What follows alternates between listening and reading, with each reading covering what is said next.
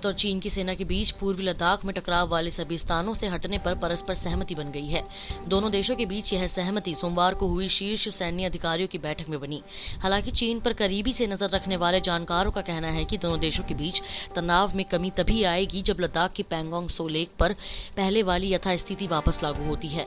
इसके बाद ही बातचीत को सफल माना जाएगा। इन मामलों की जानकारी रखने वाले एक शख्स ने नाम न प्रकाशित करने की शर्त पर बताया कि चीन की पीपल्स लिबरेशन आर्मी चीनी सेना ने फिंगर 4 से लेकर फिंगर 8 तक बंकर, पिल बॉक्सेस और ऑब्जर्वेशन पोस्ट बना लिए हैं। उन्हें वापस वहां से हटाना और पीछे करना काफी मुश्किल भरा काम होने जा रहा है। मई की शुरुआत में जब चीनी सैनिकों ने फिंगर 4 वाली जगह पर कब्जा नहीं किया था, तब भारतीय सैनिक फिंगर 4 से लेकर फिंगर 8 तक पेट्रोलिंग करते थे। सरकार भी इस पूरे इलाके को भारतीय सीमा के अंतर्गत आने वाला क्षेत्र मानती आई है। अब वहां पर चीनी सैनिकों की मौजूदगी की वजह से भारतीय सैनिकों की पेट्रोलिंग पर असर पड़ सकता है। फिंगर 4 से लेकर फिंगर 8 के बीच में 8 किलोमीटर की दूरी है। कई सैटेलाइट तस्वीरों से साफ होता है कि 5 से 6 मई के बाद उत्पन्न हुए तनाव के बीच यह मौजूदा स्थितियां सामने आई है। भारत रूस से हथियारों की खरीद तेज कर सैन्य शक्ति मजबूत करने और सीमाओं को अभेद बनाने में जुटा है। अमेरिका, इजराइल, फ्रांस जैसे देशों से खरीद बढ़ने के बावजूद रूस अभी भी भारत का सबसे बड़ा हथियार आपूर्तिकर्ता बना हुआ है। सामरिक रिश्तों में लंबे भरोसे का ही संकेत है कि अमेरिका के कड़े प्रतिरोध के बावजूद भारत रूस से S-400 मिसाइल डिफेंस सिस्टम सौदे पर आगे बढ़ चुका है। भारत $5.43 अरब में रूस से सतह से हवा तक अचूक सुरक्षा देने वाला S-400 एयर मिसाइल सिस्टम की 5 यूनिट का करार कर चुका है। 2 यूनिट 2021 अंत तक भारत को मिलनी है। यह defence system multi function radar से लैस है। सबसे एडवांस फाइटर जेट जैसे अमेरिका का F-35 भी इसके हमले से बच नहीं सकता।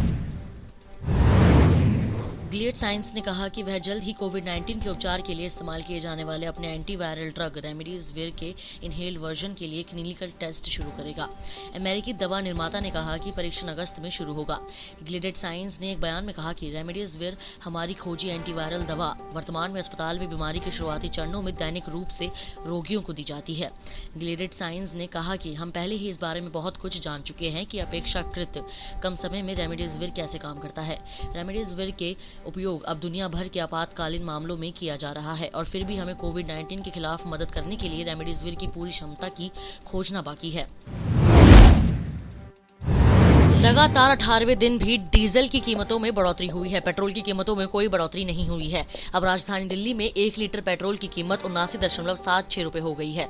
पिछले 18 दिनों में डीजल की कीमत में 10.48 रुपए प्रति लीटर की बढ़ोतरी हुई है, जबकि पेट्रोल भी 8.50 रुपए महंगा हुआ है। इंडियन ऑयल की वेबसाइट के मुताबिक 24 जून 2020 को दिल्ली, मुंबई, कोलकाता और चेन्नई में डीजल और पेट्रोल के रेट इस प्रकार रहे। दिल्ली में पेट्रोल के रेट 79.76 और डीजल के 79.40 रहे। मुंबई में पेट्रोल के रेट 86.54 और डीजल के 78.22 रहे। चेन्नई में पेट्रोल की कीमत 83.04 और डीजल की कीमत 77.17 रही। कोलकाता में पेट्रोल की कीमत 81.45 और डीजल की कीमत 75.6 रही। ऑयल मार्केटिंग कंपनियां कीमतों की समीक्षा के बाद रोजाना पेट्रोल और डीजल के रेट तय करती है। इंडियन ऑयल, भारत पेट्रोलियम और हिंदुस्तान पेट्रोलियम रोजाना सुबह 6 बजे पेट्रोल और डीजल की दरों में संशोधन करती है। अमेरिका और रूस के वार्ताकारों के बीच वियना में परमाणु हथियार नियंत्रण पर वार्ता संपन्न हुई। वार्ता का उद्देश्य फरवरी में खत्म हो रही न्यू स्टार्ट संधि के स्थान पर नया समझौता करना है। परमाणु हथियारों पर लगाम लगाने के लिए दुनिया के 2 बड़े नाभिकीय हथियारों वाले देशों के बीच न्यू स्टार्ट अंतिम संधि है। अमेरिकी वार्ताकार मार्शल बिलिंग्सलिया ने मंगलवार को संवाददाताओं से कहा कि उच्च स्तरीय लंबी चर्चा सोमवार 22 जून की देर रात खत्म हुई और यह काफी सकारात्मक रही, जिसमें सरकार के कई तकनीकी कार्यकारी समूहों के लिए मुद्दे की गहराई तक जाने का अवसर मिला और जुलाई के अंत या अगस्त की शुरुआत में दूसरे दौर की वार्ता का रास्ता साफ हुआ। उन्होंने कहा, दोनों पक्ष वार्ता के अंत में इस बात पर सहमत हुए कि न्यू स्टार्ट संधि पर हस्ताक्षर होने के बाद से सामरिक माहौल में काफी बदलाव आया है। उन्होंने कहा, हम सब 10 वर्ष पहले की बात याद करें, दुनिया वास्तव में काफी बदल गई है। न्यू स्टार्ट संधि पर 2010 में हस्ताक्षर हुए थे, जिसमें अमेरिका और रूस के लंबी दूर के परमाणु हथियारों और लॉन्चरों की संख्या सीमित करने का प्रावधान है। अमेरिका ने पिछले वर्ष रूस के साथ मध्यम दूरी की परमाणु बल संधि को रद्द कर दिया था, जिसके बाद दोनों देशों के बीच यह अंतिम परमाणु हथियार समझौता बन गया। शीत युद्ध के समय के समझौते का दोनों देश एक दूसरे पर उल्लंघन करने के आरोप लगाते रहे। INF की इसलिए भी आलोचना होती रही कि इसमें चीन या मिसाइल तकनीक को कवर नहीं किया गया। इस वीडियो में इतना ही। मैं कोमल, पंजाब केसरी, दिल्ली से। अगर आपको हमारी ये खबर जानकारीपूर्ण लगे तो हमारे फेसबुक पेज punjabkesari.com को लाइक करें, और अगर आप हमारी ये वीडियो यूट्यूब पर देख रहे हैं तो हमारे चैनल punjabkesari.com को सब्सक्राइब करना ना भूलें।